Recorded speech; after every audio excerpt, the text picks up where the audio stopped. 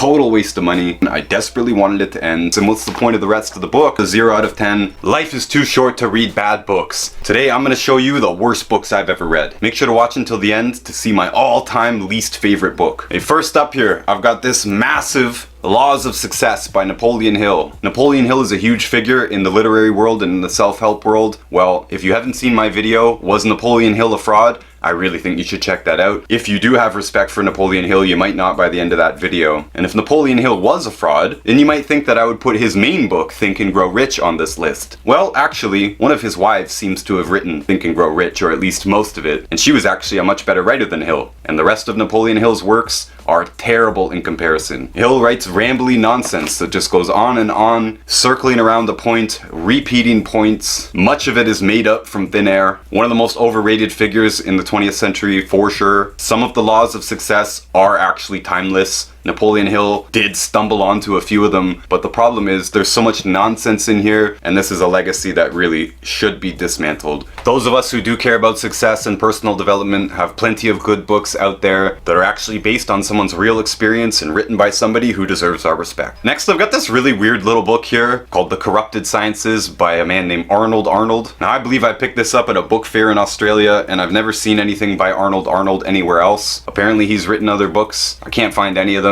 I can't find anything substantial written about this. Now, the problem with this book is that Mr. Arnold claims to have a theory of everything, a theory that will combine all the stuff we know in physics and so on, which is a huge claim. And the theory itself is in an appendix, so constantly through the text he's saying, yeah, you gotta refer to the appendix to understand this thing. Well, a theory of everything, as you imagined, is going to be pretty complicated. I didn't really understand the appendix. I wish the entire book was spent explaining this theory rather than rambling on about more or less the history of science. Like, based on this title, you would think that this would be a vicious diatribe against the scientific establishment, but it's kinda not. It's really seeming like it's going to be building to something. It's really seeming like it's going to have a relevant criticism available, and it's really pressing towards the fact that it has this theory, yet the whole book goes by and barely even mentions the theory. So again, if you really wanted to know the theory, you have to read the appendix, and what's the point of the rest of the book? I can't really figure it out. I read this the first time, couldn't make it all the way through. It was too rambly. I didn't understand the point that they were getting at. I'm not even sure if they ended up making a point, because I read this the second time recently and was left equally wanting an actual thorough explanation of the theory, wanting an actual relevant criticism of the scientific establishment, and I never got it, so I felt like I just wasted my time. Very weird author. I still could be wrong about this book. Arnold Arnold might be brilliant for all I know, and I just can't understand him, but you had every opportunity to explain yourself to me, and you failed. Now, here's a health book. I'm in the health business in real life, and some health books really suck, including this one. Now, on the cover here, it's recommended by Dr. Dean Ornish, who is a big figure in promoting vegetarianism to the mainstream world. A large part of the reason that your doctor right now will probably recommend that you have a low-fat diet will be in part because of Dr. Dean Ornish. So, not surprisingly, the China study picks up off of that and ends up recommending vegetarianism. Now, the thing is, you can read this whole relatively big book and feel like you know a little bit about the nutrition of the Chinese people, and I think it's a deeply flawed understanding here. I think there's a lot missing. In fact, I know that there's a lot missing. And to me, it's completely mind-boggling that anybody can go and study China and come back with the conclusion that we should be vegetarian. I don't know if you've ever lived in a Chinatown. I have. I've never seen a vegetarian Chinese person. Not even close. They do have lots of vegetables and fruits and berries and other things in their diet, but to suggest that we should be vegetarian by example of the Chinese people is insane to me. Obviously, you can go into Chinatown and buy seafood that you've never seen before and land animal food that you've never seen before, because they're open to eating all kinds of creatures generally as a culture. Having said that, the Chinese mainland is absolutely enormous, and how they do things out in the rural peasant northwest is going to be a lot different from how they do it in the southeast, for example. But either way, there's nowhere in the country of China where you can find a consistent group of so-called vegetarian people. Also, keep in mind that the term vegetarian doesn't mean anything. A vegetarian can choose to eat chicken or fish or eggs or whatever. There's no definition of a vegetarian. Veganism is the next step with no animal products, and that seems to be what this book is leaning towards. How do you study China and come to the conclusion that we should be vegan? This makes no sense at all. On top of that, this book mentions almost nothing about minerals. Minerals are 2/3 of the essential nutrients for all humans, and to do a so-called comprehensive study of a people and leave out the minerals and the sources of minerals that they have makes this a pretty useless book in my opinion. So if you see books like this that are promoting veganism, there's other stuff that you have to know to make sense of that information, but you won't find that information in books like this, because books like this are based on theories that have no place in the real world, especially not in China.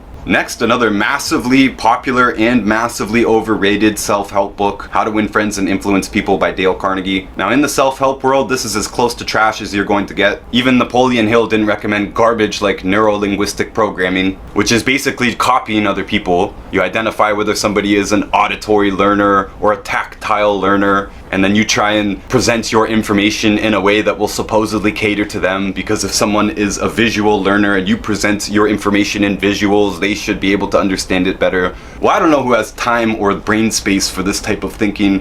When I'm in a sales situation, I want to be identifying a problem that the customer has, and I want to solve that problem for them. That's what sales is. It's solving problems. You don't need to mimic people. You don't need to pretend to be somebody else. You don't need to mirror their actions or words in order to get them to like you, and they don't need to like you to buy something off of you anyway. Are you actually solving the problem for them or not? This book also introduced a bunch of stupid concepts into the sales world, like the more time you spend with a customer, the better. Complete nonsense, especially in the 21st century. People do not have all day to be spending with me, and I do not have all day to be spending with them. Again, I need to identify their problem and solve their problem. And my main job is to form a proposition for them. If you do this, then you can expect this because of this. This has almost nothing to do with my personality, and I really think the title is very misleading. Why would you want a friend that pretends to be somebody else? Why would you just want to be flattered because somebody mimics your words or actions? Like, this isn't a genuine human relationship here. And that's the truth. If you follow this book, you're not going to get genuine friends. You're going to get fake friends. And if you don't keep your act up forever, they might not even like who you really are. And then what the heck was the point of all this? There are way better books on having healthy relationships and being a good friend. And there are way better books on success and sales. Next, I've got this book here called Leap by Tess Vigeland. And actually, I liked this author. I liked the way she wrote. She seemed very friendly, she seemed very likable, but the problem is the advice in this book is terrible. In the subtitle, leaving a job, and they even changed the color of the text there, the no plan B, to emphasize that this is with no plan B.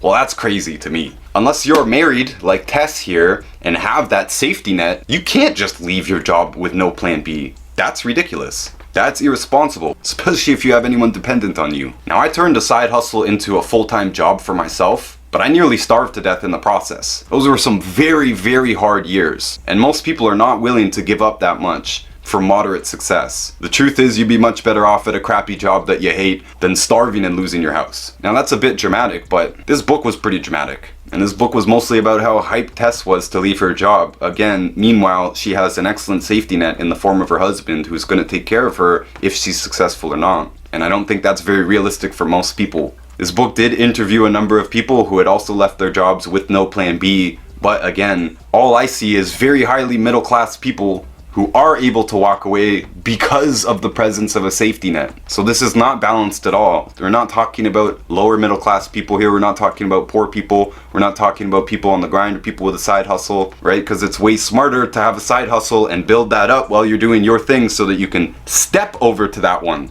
eventually, instead of leaping into a gaping chasm of the unknown. So I think there was some wisdom here. I think she made some good points. I think she's correct that most of us should leave our job, but I think it's highly irresponsible to recommend just leaping into unemployment. And that might be the sexy way to present this, but really the ugly way of grinding and working the side hustle and all that is much more realistic, even though most people don't want to hear that. Next, I've got a book called Thank You for Smoking. I read this recently, and I was really upset at how big of a waste of time it felt like. And it is actually a fiction book, which is why I almost didn't put it on this list, but it's supposed to be a fiction based around real life, sort of, making fun of tobacco executives, basically. The main character is a tobacco executive. He's a caricature of what the author thinks is everything wrong with the tobacco industry. There really isn't much plot. There really isn't much wit. There really isn't much deeper to dig into other than the fact that this is obviously just bashing tobacco from up on a high horse. And I guess if you don't like tobacco or the tobacco industry, maybe you'll get some pleasure from this story, but I think it's pretty gross. Wasn't funny, wasn't insightful, very distasteful,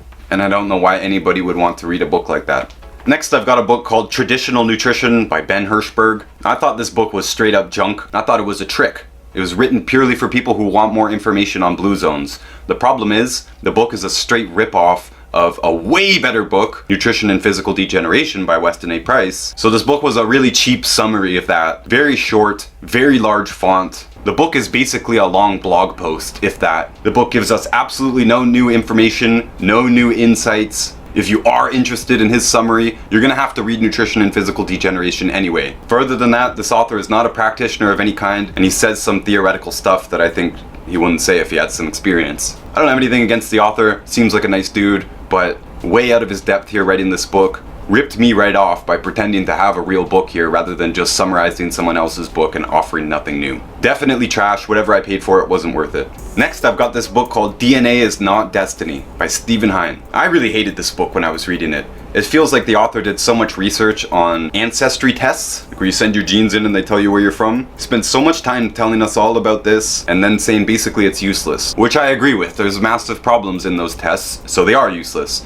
But it's also useless to write half of a book about these tests and then just blow them off with a paragraph. Oh yeah, they're not really accurate, I wouldn't base anything on them. What the heck was the point of the book? And this is a little bit of a miscommunication between myself and the book jacket, because I thought this book was going to be about how genetics or epigenetics make us who we are, but actually it was more of a psychological discussion of how we feel about genetic information. Like, we've got this information about genes, how does it make us feel? Well, I mean, that's a way less interesting question to me than what genes actually do. What is the relationship between genes and humanity? Not how we feel about that relationship. Very silly to me. This author also knows about epigenetics, which is how the environment changes how genes express themselves, but the author seemed to lack a lot of confidence and didn't really tell us much about epigenetics. Like an unsure journalist, the author tries to give us both sides of the argument and ends up really not giving us anything at all, because we don't know which side of the information to choose unless we had other knowledge ourselves. That should have been in the book. If the author wanted us to understand something, they should have explained it, not given us both sides and then just shrugged their shoulders, basically. This was a long book. It was very repetitive. It was very annoying to read. I felt like I was wasting my time the entire way through. It just kept dragging on. I desperately wanted it to end. And by the end, I realized this book had no point to make, and it was probably written just for the sake of getting a book out, which is an insult to readers. Only write a book if you've got something to say, in my opinion. Okay, nearing the end here, I've chosen one author to pick on for a whole category of books, and that's Michio Kaku. Now, Michio is presented as like the Einstein of the 21st century, and a lot of people would probably automatically assume that this guy's really smart and that what he has to say must be valuable. The problem is, Michio's really into space, like outer space. I used to believe in space. I've pulled just some of the space books off of my shelf. Well, in my opinion, all of them were a complete and utter waste of time. And that's when I believed in space. I no longer believe in space. I think everything we've been told about space ever has been completely fabricated. It's a huge lie. It's a huge scam. And all of these books talking about space are wasting our time, wasting our creativity, wasting our intellectual capacity on something that doesn't exist. Now, even if space does exist, which I'm still open to, there's still absolutely no benefit from any of these books. All of his books are kind of about the same thing, which is theoretical physics about space. Now, theoretical physics has contributed practically nothing to our world, and some might argue that our modern electronics do reflect things that were learned in physics. Okay, but when it comes to anything that applies to outer space, we have received absolutely no benefit from it. No practical benefit, no economic benefit, no social benefit. All we get is fantasies. And you might like space fantasies, I don't. But I would rather read Isaac Asimov than Michio Kaku.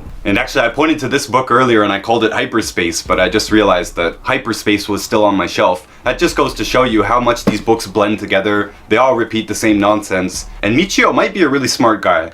The theoretical physicists of this world might be really smart people, but if they're working on a false premise, their conclusions can only be false, and that's the problem. You've got all this math, all these made-up dimensions, hyperspace, and all this stuff, loops and strings, and for what? It's to back up a theory that is fundamentally flawed, that has never been proven. Anyone like me who's read these books, you haven't improved your life at all, doesn't make you better in conversation. Who the heck brings up 10-dimensional hyperspace in conversation? Never made me a single dollar more money, never made me better at what I do, never helped me understand the world better, because again, this is theoretical math about space, which is something we don't experience and don't even have proof that it exists. So not just Michio Kaku, but all these books have been a complete waste of time, especially all these Stephen Hawking books. David Deutsch, The Beginning of Infinity, I really enjoyed that book, but since it's based on theories about space, it will not give any of us any practical benefit of any kind. Even worse is when these people try and predict the future, like this one, The Physics of the Future, or The Future of the Mind. On top of all the space stuff being nonsense and us traveling to other planets and stuff, these people are also basically predicting that we're heading towards transhumanism, which is humans blended with machines. And all of this to me is just silly. Humans haven't even figured out how to use basic virtual reality without nausea. I highly doubt that we are going towards a transhumanist future. And in general, books about predicting the future are very bad. I stopped buying books with "the end of" in the title, or "the future of." That whole genre has really not been valuable to me. So all of Michio Kaku's books are trash to me, and if Kaku actually has something to say about human life, human reality, or things that might actually benefit us here on Earth, I'll be happy to read it. But for now, I'm through with all this speculation about space and the Big Bang, and I would also add this big pile of picture books having to do with space to that list. All these are like pictures of the Earth from space, supposedly, which is really high altitude planes, which is obvious. Stuff like this, Race to Mars. I spent years reading this space stuff. I believed this stuff. It wasn't until well into adulthood where I realized, oh, these are actually paintings and CGI images. We have actually no real pictures from space. That's pretty interesting. And consequently, pretty big waste of time to be reading a whole bunch of books that's based on fake stuff, right? Paintings instead of pictures, theories instead of facts. Okay, last is the worst book I have ever read. And this is by far the worst book I've ever read. Nothing comes close. The One World Tartarians by James Lee. Not only is this garbage to me, it's clickbait garbage. It's written for people like myself who are genuinely interested in Tartaria, or the old world, mud flood. There isn't very many books on the subject, so if you search Tartaria, this will come up. Many people have bought this book and been equally disappointed. Lots of one-star reviews on the Amazon. In fact, my review got taken down. Apparently it was offensive, but it's the exact same review I gave it on my Instagram. And I said that I've never seen such a lazy, arrogant, jumbled mess passed off as an actual book. And I paid extra for the colored picture version, by the way. Total waste of money. Most of the pictures were irrelevant. Most of them didn't even have captions explaining what the picture was supposed to mean. There were several pictures of things that were never even mentioned in the text. I have no idea why they were there. I actually couldn't tell you all of the problems that I have with this book because there's so many. Probably 85 to 95% of this book is just copy and pasted. There's many things that contradict each other in the text because they're obviously just copied and pasted from all over the place. Wikipedia pages and blog posts that are stitched together very randomly. Makes almost no sense. It doesn't flow correctly. There's a ton of actual mistakes, like spelling mistakes, formatting mistakes, punctuation mistakes. In any self-published book, I'm expecting some mistakes, but this was ridiculous. The book is full of statement after statement that is unqualified, not explained properly, or given very, very scanty evidence. Like, oh, griffins existed because there's art of griffins. That's not enough proof. And that's only one example of many. And this is a book that agrees with me, by the way. I believe the theory that the book is talking about. I'm interested in the theory that the book is talking about. But the book failed to make its case, and it wasted my time. I don't think this would convince anybody of anything. I don't think it will satisfy people who are already into these theories. Definitely not people who are not into it already. I've never felt so insulted by reading a book. It really feels like the author is just having a laugh at our expense and straight up ripping us off for our curiosity. Which is weird because the author seems to be genuinely interested in this subject, but just has no problem releasing a completely hack job piece of trash for us to pay full price at. And very rarely do I actually invoke emotional feelings towards the author while reading a book, but I feel that this author is an utter narcissist. There's no way that you would release this book if you respected your audience at all. And I assume the narcissism is what actually prevented the author from taking an objective look at this book and saying, oh, you know, this isn't too good. Oh, this doesn't actually make sense. Oh, this picture is in here without an explanation, etc. Only a massive ego could disregard such massive flaws. So this book is a 0 out of 10, doesn't even deserve to exist in my opinion. It's a disgrace to books in general. It's not even a book. And those were the worst books I've ever read. Make sure to watch this video next. I appreciate you. Until next time.